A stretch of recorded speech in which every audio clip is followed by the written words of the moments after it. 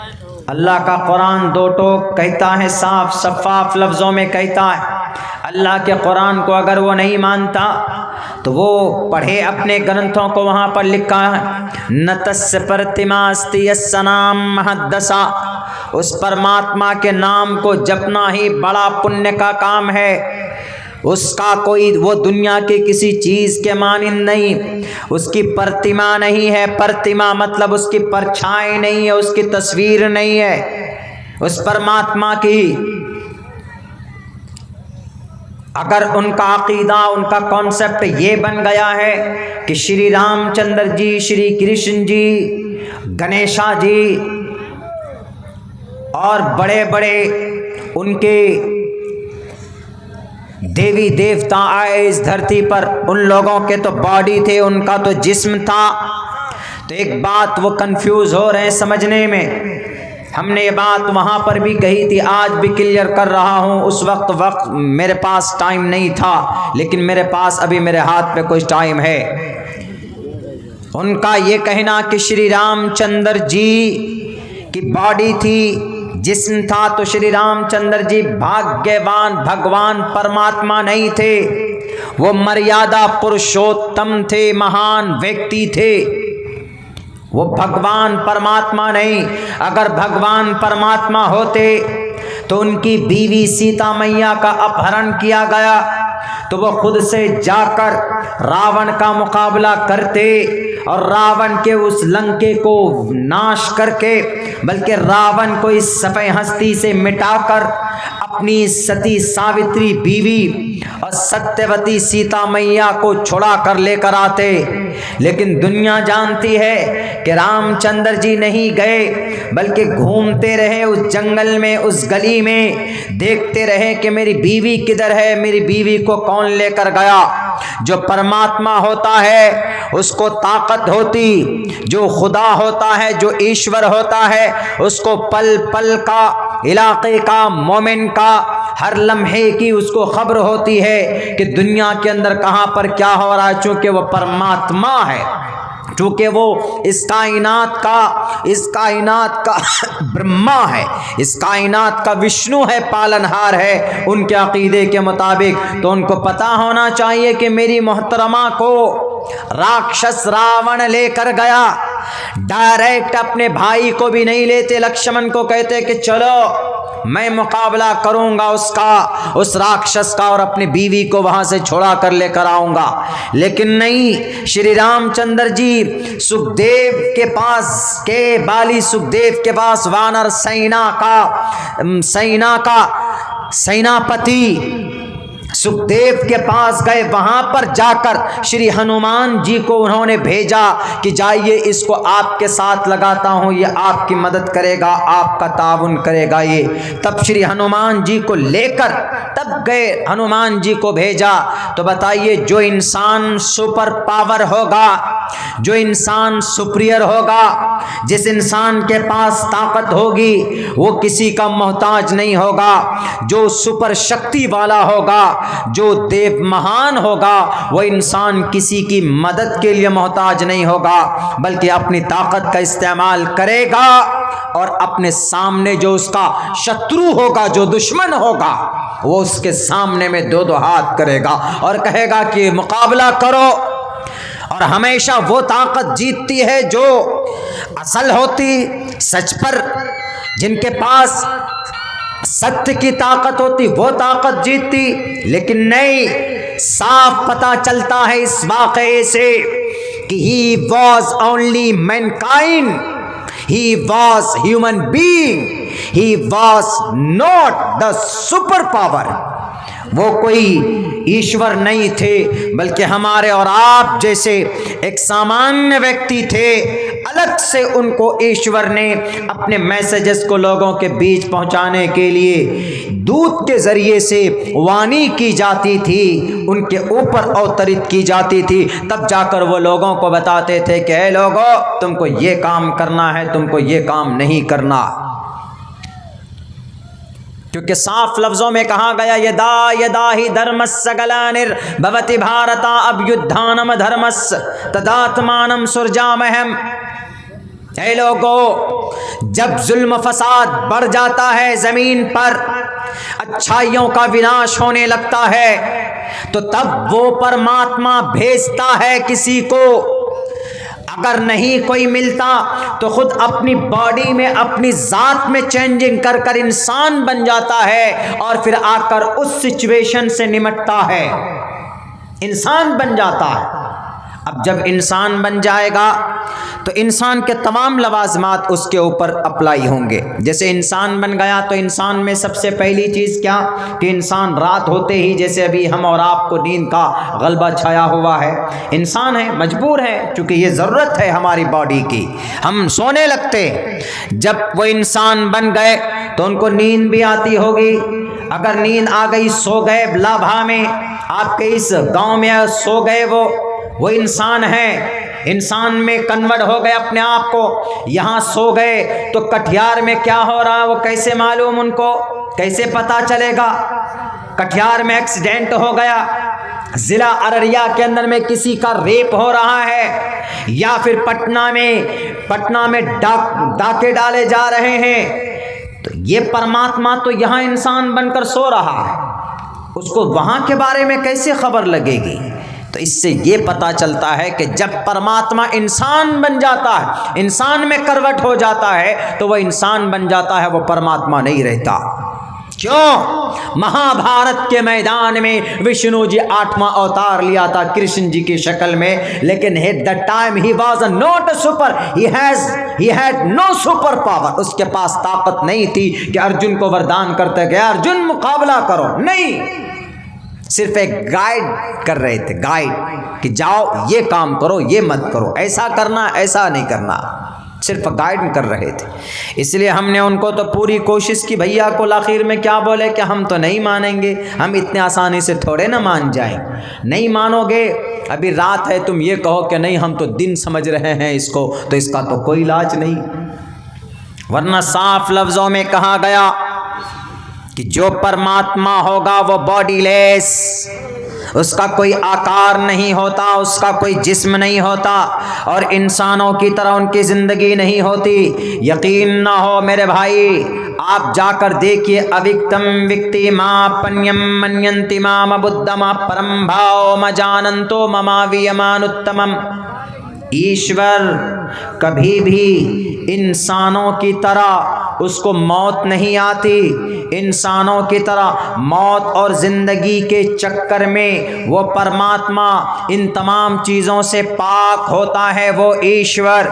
इससे साफ पता चलता है कि ईश्वर वो होता है जो नज़र नहीं आता, ईश्वर वो होता है, अल्लाह वो होता है जो कभी किसी कहीं दिखता नहीं। अल्लाह का कुरान साफ लफ्ज़ों में कहता है, ला तुद्रिकुल अबसार व हुवा युद्रिकुल अबसार।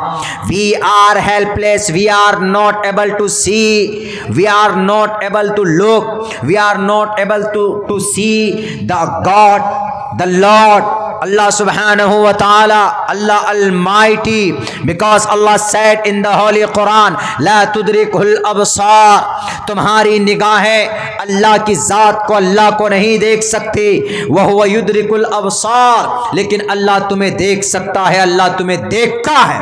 अल्लाह तुम्हारे बारे में, अल्लाह के सामने में तो पूरी दुनिया ऐसे जैसे हथेली में, जैसे एक प्लेट में आप पूरी दुनिया को रख दें, एक प्लेट आपके सामने रखी जाए, उसमें सारे आइटम्स रख दिए जाएं तो आप देख सकते हैं आसानी के साथ। तो अल्लाह तबारक व तआला इसी तरीके पर पूरी दुनिया को अल्लाह तबारक व तआला देख सकता। हम अल्लाह तबारक व तआला को नहीं देख सकते।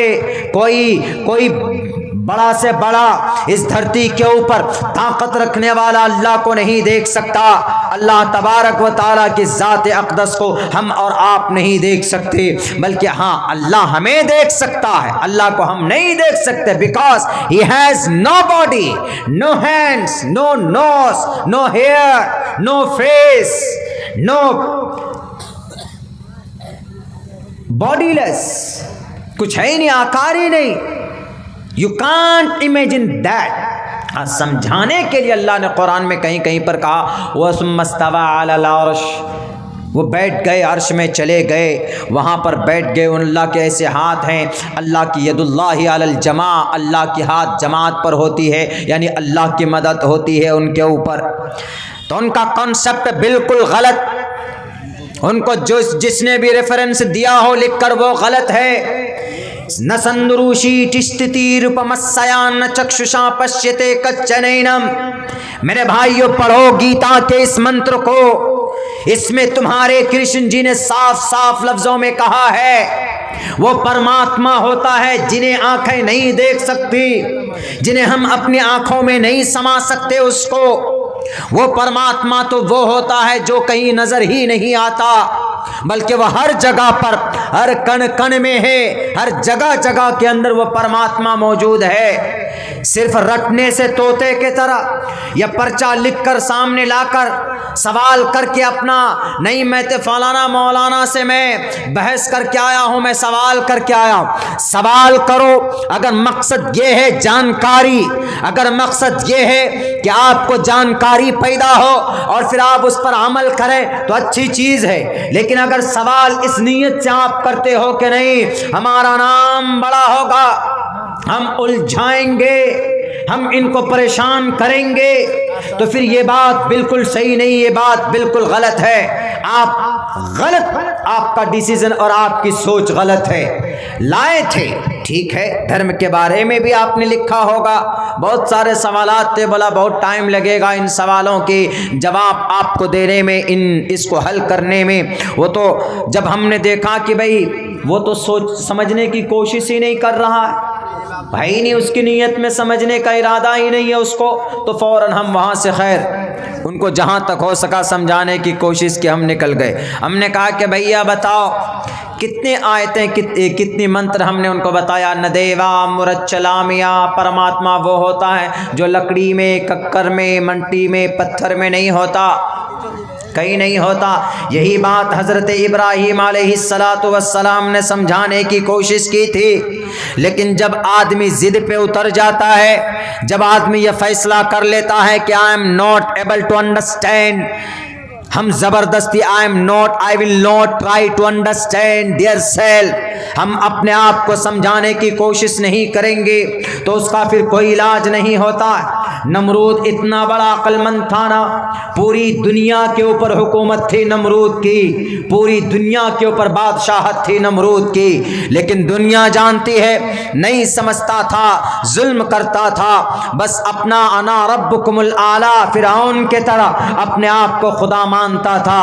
अल्लाह के नबी अलैहिस्सलातु वस्सलाम हजरत इब्राहीम ने 12 कोशिश की, 1000 मर्तबा कोशिशें की नमरूद के गुर्गों को, उनके चेलों को और उनके लोगों को के लोगों समझो, तुम्हें समझना होगा कि अल्लाह तबारक व ताला वो है जो तुम्हें पैदा करता है, और ये तुम्हारे बुत तुम्हारे खुदा नहीं है, बल्कि ये तुम्हें नफा और नुकसान नहीं पहुंचा सकते।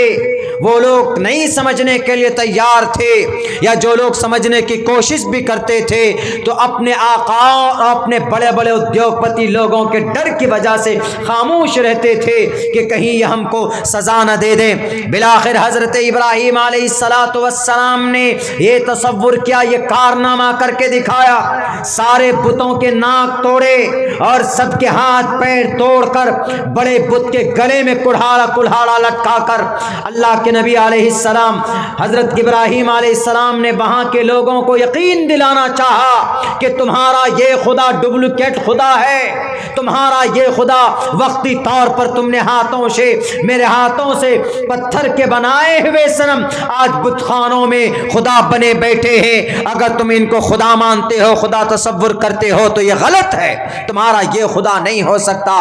खुदा तुम्हारा वो है जो आसमान से, आसमान के हिस्से में मशरिक से सूरज को निकालता है, मगरिब में डुबोता है। अबू नमरूद से जब बात शुरू हुई तो नमरूद ने कहा कि आई विल डू, मैं भी कर सकता हूं। उन्होंने कहा कि ये मत करो, बल्कि तुम ये करो कि सूरज को मगरिब से उठाओ और मशरिक में डुबो, तब मैं देखूंगा कि वाकईतन you are really the king of this society of the world, तुम दुनिया के खुदा हो। फबुहितल्लज़ी कफर, खुदा का कुरान कहता है कि नमरूद के पसीने छूट गए, इसलिए कि वो नहीं कर सकता था। बारहा मुनाजरे और मुबाहिसे हुए उन कुफ्फार और मुशरिकीन के सामने में, तारीख गवाह है, लेकिन हर धर्म लोग मानते नहीं। यही बात मैंने उनको भी उस दिन समझाने की कोशिश की कि भैया न देवा मुरच्छलामिया, देव परमात्मा का कोई आकार नहीं होता है, वो किसी लकड़ी में, मट्टी में, पत्थर में, लोहे में, मूर्ति में नहीं आप तसव्वुर कर सकते हो, उसको तसव्वुर कर सकते, आप पा नहीं सकते। पीपल का पेड़ है, उसकी पूजा करते हैं हमारे हिंदू भाई। इसी तरीके से तुलसी का पेड़ है, उसको अपने घरों में यूज करते हैं हमारे हिंदू भाई। लेकिन मेरे हिंदू भाई, अगर आप यहां पर बैठे हैं तो मैं साफ लफ्जों में आपको यही कहूंगा कि परमात्मा वो होता है जो निरवकार होता। यकीन ना हो तो गुरु नानक जी की मूल मंत्र उठाकर देखिए, जिसमें कहा गया एक ओंकारा सतनाम करता विरुद्ध नरवू नरवीर अकाल मूरत, हमेशा वाली सूरत अकाल मूरत। अकाल मूरत का तर्जमा हुवल अव्वल वल आखिर, अजवनी से भुंगुर प्रसादी, अजवनी से भुंगुर प्रसादी, हुवल हय्युल क़य्यूम, ये तर्जमा इसका है। जाकर पूछिए उनसे। नमरूद नहीं माना, बुत तोड़ दिए गए। लेकिन एक बात याद रखना मेरे मुसलमान भाइयों, हमारा अकीदा भले ही आज कमज़ोर हो चुका हो, लेकिन जब आप अल्लाह के दीन की मदद के लिए खड़े होते, जब आप अल्लाह के दीन की मजबूती से पकड़कर जब आप आगे बढ़ना शुरू होंगे, तो यकीन के साथ मैं आपको कहता हूं कि आपको परेशानियां आएंगी, आपको लोग परेशान करेंगे, आपको लोग दबाएंगे, आपको लोग ट्रोल करेंगे। ऐसा है, अभी हमारी 2-3 दिन पहले की एक तकरीर रिलीज हुई है, शायद आप ही मीडिया वालों ने, वो कुछ उत्तर प्रदेश के सियासी हालात के बारे में हमने कहा, कम से कम दिन में 50 मरतबा फोन कॉल्स आते। हमने कहा कि you are not able to, आप नहीं समझ पाओगे कि हमारे मकसद अगराज क्या है उस स्पीच को देकर लोगों को हम क्या कहना चाहते, तुम नहीं समझ सकते। तुम्हारे आंख में अंधकार की पट्टी बंधी हुई है। हम क्या कहना चाहते हैं, हम रियलिटी को लोगों के सामने लाना चाहते। हम वाकईतन बे माँ बाप, हमारा कोई इस भारत जैसी एशिया महाद्वीप के इस मुल्क के अंदर हमारे माँ बाप, हमारा गार्जियन कोई नहीं है अल्लाह तबारक व तआला के अलावा। सब हमें लूटते हैं। कोई एक बंदा खड़ा होता है तो हमें यकीनन उनका सपोर्ट करना चाहिए, इसमें कोई शक नहीं है। लेकिन अगर वो आपको लूटता है, आपको अंधकार में रखकर सिर्फ अपनी ताकत को मजबूत करने की कोशिश करता है, तो फिर उनको भी उनके पीठ पर लात मारकर उनको निकाल दो अपने बस्तियों से, अपने इलाके से। ये समझना होगा इस कौम के जवानों को, ये समझना होगा इस कौम के लोगों को। तो हकीकत का जब आप साथ देंगे तो परेशानियां आएंगी, ये बात दिल में बिठा लीजिए। तारीख गवाह है हजरत मरियम अलैहिस्सलाम के ऊपर क्या हालात नहीं आए, लेकिन अल्लाह ने मदद की। क्या मदद की? गांव वालों ने ये इल्जाम लगाना शुरू कर दिया कि मरियम ये बच्चा कहां से लेकर आई, किसके साथ तुमने मुंह काला किया है। हजरत मरियम अलैहिस्सलाम इतनी पाक दामन औरत उन तमाम जुल्म सितम को, उनके चिढ़ाने को बर्दाश्त किया, और फिर आखिर वक्त में अल्लाह तबारक व तआला ने उस मासूम से बच्चे को उनकी जुबान में, उनके मुंह में, जुबान में ताकत दी अल्लाह ने। उन्होंने कहा कि नहीं, इन्नी आना अब्दुल्ला, मैं अल्लाह का बंदा हूं, आतानियल किताब, मुझे किताब दी गई है। गोद का बच्चा, मासूम बच्चा। जब अल्लाह की दीन की मदद करोगे तो जुल्म सितम किए जाएंगे, इल्जामात लगेंगे, लेकिन अल्लाह मदद जरूर करता है। अम्मा आयशा के ऊपर तुहमत लगे, अल्लाह ने कुरान नाजिल कर कर उनकी बरात का इजहार किया। पूरी दुनिया जानती है हजरत इब्राहिम को अंगारों में डालने के लिए 1 महीने तक आग जलाई गई, लेकिन डरे नहीं, पीछे नहीं हटे, अपने मौक़िफ़ को सामने रखा, अपने हक को सामने रखा, अपने अकीदे को सामने रखा, अल्लाह की ज़ात को सामने रखा।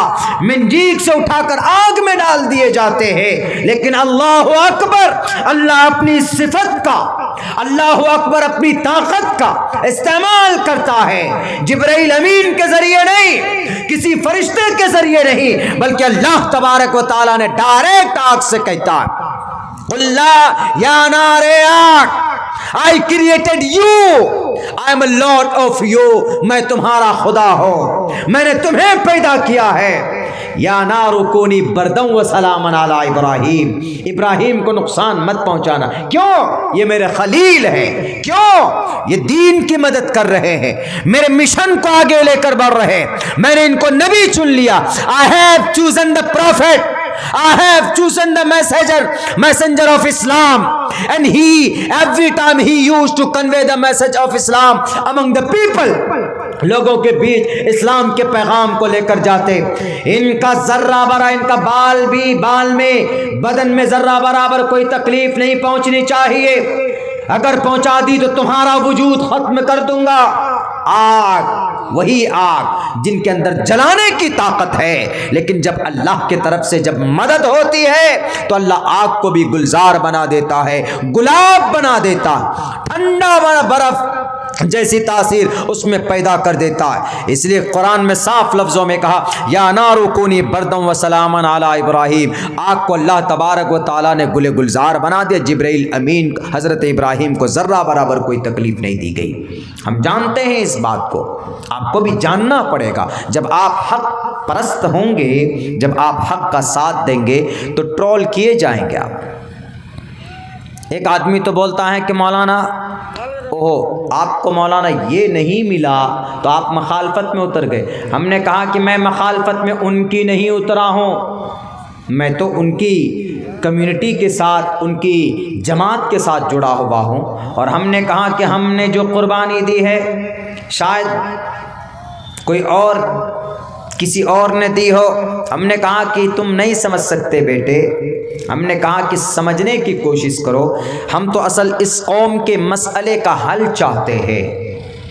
इतनी सारे जमातें, तंजीमें हैं, उसके बावजूद भी भारत जैसे मुल्क में हमारी ये कौम क्यों नहीं आगे बढ़ रही है? कौन आखिर इसकी मदद करे? इनके समस्या को कोई हल क्यों नहीं कर रहा? हमने कहा ये मकसद है हमारा। प्रचार प्रसार करने से ज़्यादा कौम के मसले का हल, इनका निवारण निकलना चाहिए। हमने कहा ये मकसद है हमारा। मेरे भाइयों, मेरे मुसलमानों, मेरे नौजवानों, आधी रात को बैठकर यहां पर मैं आप लोगों को बता रहा हूं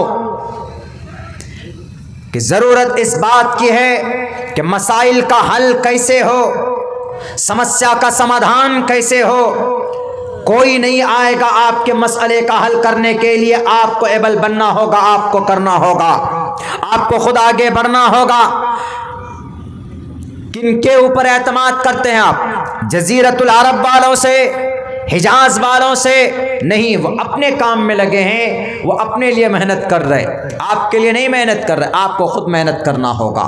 अगर आपको बातिल से टकराना है तो आपको हक परस्त बनना होगा, आपको हक परस्त बनना होगा। और हक परस्त का मतलब शरीयत परस्त बनना होगा। शरीयत परस्त का मतलब दीन की मदद करनी होगी। दीन की मदद का मतलब यह है कि शरीयत का जो जो हुक्म है, ऑर्डर है, आपको फॉलो करना होगा, आपको मानना होगा, आपको अपनी ज़िंदगी के अंदर दाखिल करनी होगी। या अय्युहल्लज़ीना आमनू इन तंसुरुल्लाह यंसुरुकुम व युसब्बित अक़दामकुम। आपको अपने कदमों को अल्लाह जमाएगा। जब आप दीन की, शरीयत की मेहनत के लिए निकलेंगे तो अल्लाह तबारक व तआला वक्ती तौर पर आपके ऊपर हालात ज़रूर आएंगे, लेकिन अल्लाह तबारक व तआला वही है जो आपकी मदद करेगा। अल्लाह पहले कभी कभी आजमाता है जनाब। अल्लाह ने हज़रत जिब्राइल के ज़रिए, फरिश्तों के ज़रिए से बड़े बड़े अंबिया को इम्तिहान में डाला, उनकी आजमाइश हुई। हम और आप तो कोई कुर्बानी नहीं दे रहे, हमारी और आपकी तो कोई आजमाइश नहीं हुई, बल्कि आजमाइश हुई अंबिया किराम की। आरे से चीर दिए जाते थे, कुल्हाड़े से काटने की कोशिश की जाती थी, अंगारों पर डाले गए, यहां तक के तेल उबाला जाता था उसमें डालने के लिए चौमेखा कर दिया गया अल्लाह की वहदानियत पर। और अल्लाह तबारक व तआला को बॉडीलेस नहीं माना। हमारे हिंदू भाइयों, इतना आसान नहीं है मुसलमानों को इस अकीदे से भटकाना। आप पढ़िए अपनी किताबों को। हम अल्हम्दुलिल्लाह we are on the religion strictly. हम यकीन के साथ, ताकत के साथ अपने अकीदे के ऊपर काबिज हैं, अपने अकीदे के ऊपर हम लोग डटे हुए हैं और मरते दम तक इंशाअल्लाह डटे हुए रहेंगे। आपको डटने की और आपको जानने की जरूरत है। धर्म का मतलब बताकर लोगों को गलत तरीके से उसका मीनिंग बतलाकर लोगों के बीच में भ्रम फैलाते। क्या कहते? धर्मो रक्षति रक्षतः। ए लोगों, तुम धर्म की रक्षा करो, धर्म तुम्हारी रक्षा करेगा। और कुछ लोग यूं तक बोल देते हैं कि देखो मौलाना, धर्म कुछ नहीं। हम कहते हैं कि धर्म सब कुछ है, इसलिए कि शरीरेण शमम नासम सर्वमन्यद्धि गच्छति। इंसान की बॉडी, इंसान का आकार खत्म हो जाएगा, लेकिन इंसान जो अमल करके जाएगा इस दुनिया से, मरने के बाद उसका वही अमल सामने आएगा। ला युगादिरु सगीरतन वला कबीरतन इल्ला अहसाहा। पूरी मेमोरी लोड हो गया, उसमें सेफ हो गया, रिकॉर्ड हो गया आपकी जिंदगी की पूरी हिस्ट्री, पूरी इतिहास। मरने के बाद कल क़यामत में अल्लाह तबारक व तआला लोगों के सामने में आपको बुलाएगा। कोई ट्रांसलेटर नहीं होगा। कल क़यामत के मैदान में अल्लाह और वो बंदा सामने होगा डायरेक्ट। बताओ, लिमनिल मुल्कुल यौम। एक एक बंदा, इन्नल्लाह सरीउल हिसाब, बड़ी तेजी के साथ कहाँ जाता है कि 2.5 घंटे के अंदर, from the beginning of the world and to the end and to the day of judgement, शुरू से लेकर आखिर तक, यानी इंसान की इंसानियत की पैदाइश से लेके मरते दम तक, क़यामत कायम होने तक 2.5 घंटे के अंदर इसका हिसाब व किताब कर लिया जाएगा। कोई ट्रांसलेटर नहीं, डायरेक्ट अल्लाह तबारक व तआला सामने होगा। इसलिए हिंदू भाइयों से कहते हैं कि आप 33 करोड़ देवी देवताओं को छोड़ो, एक ईश्वर की भक्ति करो और एक अल्लाह की ज़ात पर आस्था रखो। हमारा अगर यह अक़ीदा है कि अल्लाह तबारक व तआला को कोई छू नहीं सकता, कोई पकड़ नहीं सकता, तो हम अल्लाह के कुरान के फरमान के मुताबिक हमारा यह अक़ीदा, लैसा कमिस्लिही शै, कोई पकड़ ही नहीं सकता, अल्लाह को देख नहीं सकता। I am not able to सी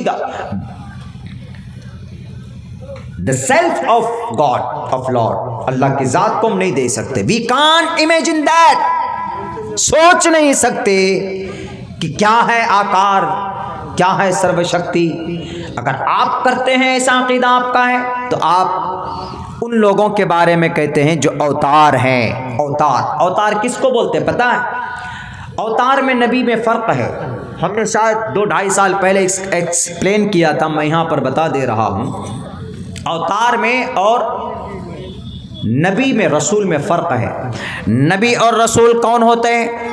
अल्लाह तबारक व तआला इंसानों में से बर्पा पैदा करते हैं, इंसानों में से ही किसी को चुनते हैं कि भाई ये नबी हैं, या पैदाइश के बाद इंसानों में से, हम और आप में से ही। जैसे अल्लाह के नबी अलैहिस्सलाम को कुरैश में से ही चुना, हाशमी ख़ानदान से चुना, नबी आखिरुज़्ज़मा आप अलैहिस्सलातु वस्सलाम। एक एग्ज़ाम्पल दे रहा हूँ, हज़रत मूसा को उसके कौम से चुना, हज़रत ईसा को उसके कौम, अल्लाह तबारक व तआला ने हज़रत दाऊद को, हज़रत सुलेमान को चुना। तो अल्लाह तबारक व तआला इंसानों में से चुनते हैं, किसी को रसूल बनाते हैं, कि कोई नबी रहते हैं, अल्लाह के पैगाम को, अल्लाह की शरीयत को लोगों तक पहुंचाते हैं। ये हमारा अक़ीदा है कुरान और शरीयत के मुताबिक। लेकिन हमारे हिंदू भाई जो है, उनका यह अक़ीदा नहीं होता है।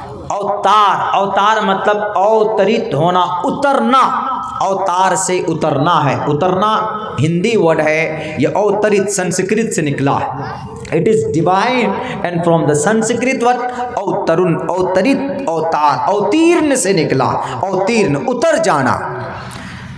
यानी हमारे हिंदू भाइयों का यह अकीदा है। गीता के उस मंत्र को पढ़ेंगे तो पता चलेगा जिसमें कहा गया कि धर्म की जब अच्छाई की जब हानि होती है, जब जिना के बाजार गर्म हो जाते हैं, सूद ज़्यादा खाया जाता है, मासूम इंसानों के ऊपर जुल्म ज़्यादती होती है, मजलूम लोग ज़्यादा पाए जाते हैं, जालिमों का जुल्म बढ़ जाता है, जब तब वो हर इलाके का अवतार अलग होगा।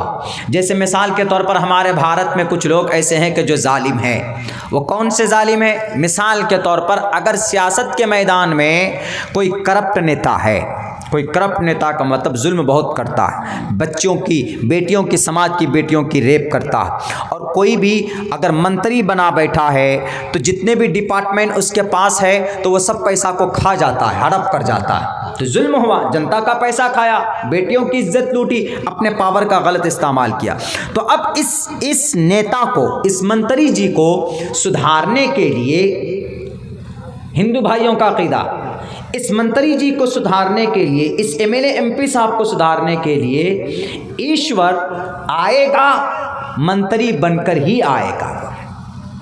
यानी वो नेता बनकर आएगा, वो नेता बनकर ही आएगा, एक आम जनता नागरिक बनकर नहीं आएगा। अगर कोई डाकू है, राक्षस है, तो उस डाकू और राक्षस को मारने के लिए ईश्वर डाकू और राक्षस बनकर ही आएगा। ये कॉन्सेप्ट है। और वो पैदा नहीं करता है, बल्कि वो अपने अंदर कन्वर्ट करके, अपने अंदर चेंजिंग करके, and convert to human beings and convert to mankind of the world, वो दुनिया के इंसानों की तरह बन के अपने आप को अपनी ज़ात में तब्दील करके इंसान बनकर आ जाता। जहाँ जो ज़रूरत पड़ जाती वहाँ वैसा बन करके आ जाएगा और उस बुराई का सत्यानाश करेगा, उस बुराई को ख़त्म करेगा। यदा यदा ही, जब जब धर्म सगलाने, धर्म का हानि होता है, भवति भारत अभ्युत्थानम धर्मस्य तदात्मानम, तब तब धर्म की रक्षा के लिए, धर्म की हिफाजत के लिए, उसको बचाने के लिए वो इंसानी रूप धारण करके इस पृथ्वी पर आता है, तब जाकर वो धर्म की रक्षा करता है।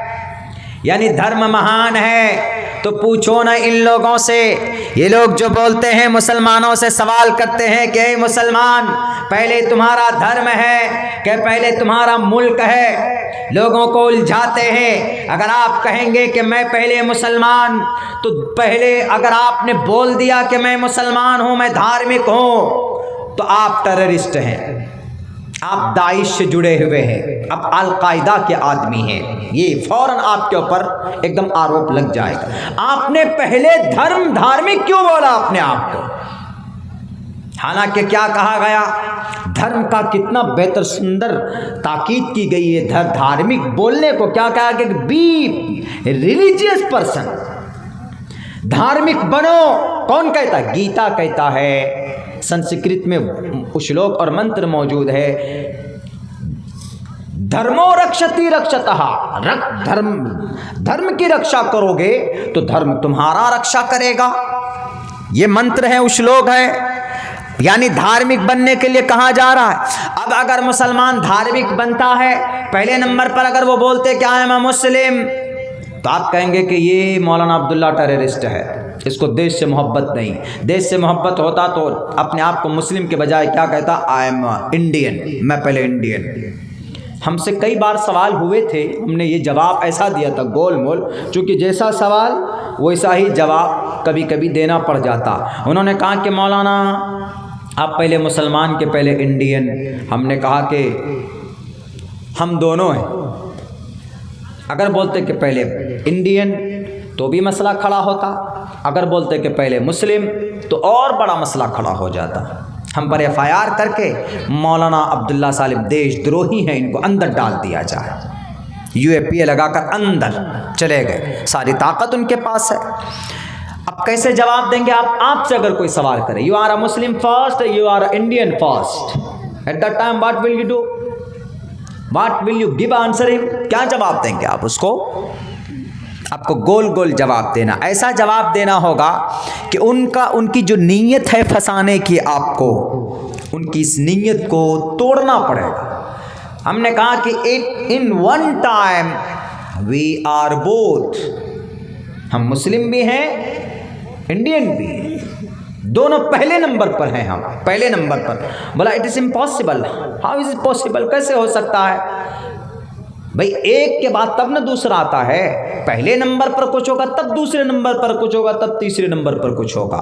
ये बात समझने की। कुछ लोग ऐसे हैं जो इस तरह के डिवाइड करते। हमने कहा कि नहीं भाई साहब, ऐसा है मामला कि कभी कभी ऐसा होता है कि एक वक्त में दो चीज़ इस्तेमाल हो जाती है, एक वक्त में सेम टाइम में। बोला कैसे? हमने कहा कि आपका नाक है ना, नाक में दो सुराख हैं, तो आप दोनों से सांस लेते हो ना एक वक्त में। ऐसा तो नहीं कि इसको सीमेंट लगा के बंद कर लेते हो कि नहीं एक हफ्ता इससे सांस लेंगे, इसको फिर बंद करके रखेंगे, एक हफ्ते के बाद फिर इस सुराख को खोलेंगे। हमने कहा कान है आपके, आप एक कान को तो रोई ठूस कर बंद करके नहीं रखते हैं कि ये स्टॉक में रहेगा, स्टपनी बनकर रहेगा, 15 दिन में 20 दिन में जब उसके बाद इसको बंद करेंगे तब इसको खोलेंगे।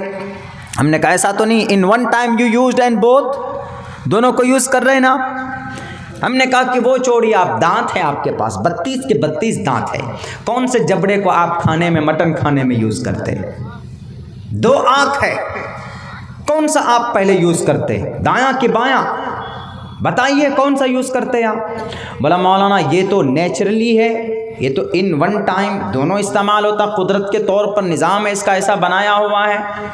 हमने कहा कि इसका मतलब है कि एक टाइम पे 2 चीज़ें इस्तेमाल हो सकती है, एक टाइम पे फर्स्ट में पहले नंबर पर 2 चीज़ें इस्तेमाल हो सकती है ना। हमने कहा कि जैसे दोनों नाक से हम सूंघ सकते हैं, दोनों कान से हम सुन सकते हैं और दोनों आँख से हम इन वन टाइम देख सकते हैं, तो ऐसे ही इन one time at a time हम मुसलमान भी हैं और हम इंडियन भी हैं, हम भारतीय भी हैं। लो अब क्या करो, इस आँख को फोड़ोगे कि इस आँख को फोड़ोगे? दोनों आँख मेरे लिए बराबर, उनको तो जवाब देना पड़ेगा ना। हालांकि ऐसा नहीं है कि हम मुसलमान हैं तो हमको भारत के संविधान से, कानून से हमको मोहब्बत नहीं है, यहाँ की धरती से हमको मोहब्बत नहीं, वो एक अलग मसला है। लेकिन नहीं, ये लोग करते हैं, इन लोगों ने डिवाइड किया है, अलग अलग पार्टीशन कर दिया, इसको अलग कर दो, इसको अलग कर दो, इसको अलग कर दो। वही तोते के तरह रटा कर भेजा उनको, एक मंत्र नहीं पढ़ा गया था उससे। हमारे नौजवान साथी मौजूद हैं, एक लाइन नहीं पढ़ी गई थी उससे।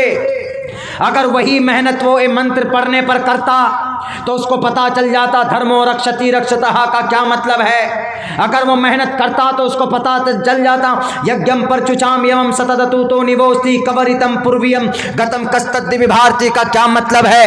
अगर वो रेफरेंस याद करने के बजाय नतस्य प्रतिमास्ति यस्य नाम महद्दशा के ऊपर मेहनत करता तो उसको पता चल जाता कि नतस्य प्रतिमास्ति का क्या मतलब है। अगर उसको तोते के तरह रखने में टाइम जाया करने से बेहतर होता कि किसी गुरु के पास बैठकर वो अपने न संद्रुषी स्थिति रूपमस्या न चक्षुषा पश्यते कश्चनैनम इसको मंत्र को पढ़ते समझने की कोशिश करते तो उनको समझ में आ जाती। न कास्ते विदते देव न पाषाणे न मूर्णमे भावुहि देवस्तस्मादु भावुहि कारणम। उसको रटने से पहले आप उन श्लोकों को, उन मंत्रों को पढ़ते तो उनको पता चल जाता कि भाई ईश्वर आकार वाले हैं या ईश्वर नकार वाले हैं, अल्लाह को बॉडी है या अल्लाह बॉडीलेस है, उनको पता चल जाता। लेकिन नहीं, मेरे ख्याल से मजदूर टाइप के बेचारे लग रहे थे, उनको मोहरा बनाकर आगे भेज दिया कि जाओ मौलाना अब्दुल्ला साहब को उलझाओ। मौलाना अब्दुल्ला के ऊपर अल्लाह का फजल है, तुम नहीं उलझा पाओगे। लाओ कितने मंत्र श्लोक तुम्हारे पास है, इंशाअल्लाह ईश्वर ने जो सही बातें कही है मैं उसका ट्रांसलेशन करूंगा, उसका व्याख्या करूंगा। रटा हुआ कोई लोग चतुर्वेदी बोलते, मैं तो कहता हूं कि ये तुहमत है, मुझे चतुर्वेदी मत बोलिए। मैं student IAS of scholar of Islam हूं। गीता पढ़ते हैं, ऋग्वेद पढ़ते हैं, यजुर्वेद पढ़ते हैं और तालमूद पढ़ते हैं, ओल्ड टेस्टामेंट पढ़ते हैं, तालमूद पढ़ते हैं और आवास्था पढ़ते हैं, दसातीर पढ़ते हैं। दुनिया की किसी भी किताब से इस्लाम को बदनाम करने की कोशिश करेगा तो इंशाअल्लाह ये तालिब इल्म खड़ा होगा और उनके सारे गलतफहमियों का इजाला करेगा। एक एक तरफ से चुन चुन कर हवाले पेश करने की अल्लाह तबारक व तआला ने जुर्रत दी है, ताकत दी है। अल्लाह तबारक व तआला के तरफ से यह एहसान है हम पर। आप में से भी बहुत से लोग होंगे, लेकिन हम यही कहेंगे कि खामखा उलझाने के बजाय जो रियलिटी है जो ट्रूथ है उसको सामने रख कर के बात किया जाए और उसको समझने की कोशिश की जाए। ये नहीं कि ये मुसलमानों का कुरान है, ये हिंदू भाइयों का। बहुत अच्छी अच्छी बातें हिंदू भाइयों के शास्त्रों के अंदर मौजूद है। हमें कैसे ज़िंदगी गुजारनी है, हमें कैसे माहौल में रह कर के प्यार मोहब्बत के साथ रहना है, ये सारी चीज़ें हमारे हिंदू भाइयों की किताबों में मौजूद हैं। जल्लाद हैं, मुजरिम हैं वो लोग जो लोग नहीं बताएं अभी तक, छुपा छुपा करके रखे, अलग अलग डिवाइड करके रखे कौम को, समाज को।